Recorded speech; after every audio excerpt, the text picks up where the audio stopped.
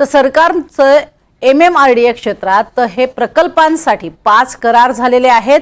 MMRDA प्रकल्पांसाठी निधी कमी पडणार नाही अशी माहिती मुख्यमंत्री देवेंद्र फडणवीसांनीही दिली आहे। शिवाय MMRDA प्रकल्पासाठी सरकार 4,07,000 कोटींचा निधी देणार आहे। MMRDA क्षेत्रात आता विकासाला गती मिळेल असा विश्वासही त्यांनी व्यक्त केलाय। काय म्हटले मुख्यमंत्र्यांनी पाहूया।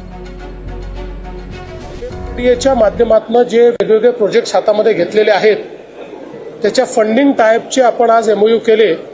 4,07,000 कोटी रुपयाचं फंडिंग हे MMRDAच्या प्रोजेक्ट्स करता आज उपलब्ध झालेलं आहे। याच्यामुळे आपल्या सरकारने जे काही MMRDAच्या अंतर्गत मेजर सगळे प्रोजेक्ट घेतलेले आहेत याला आता कुठेही फंडिंगची कमतरता राहणार नाही। ते मेट्रोचे असो, प्राण्याचे असो, रस्त्यांचे असो, टनेल्सचे असो, या सगळ्या प्रोजेक्ट करता आता फंडिंग आपल्याला उपलब्ध झालेलं आहे।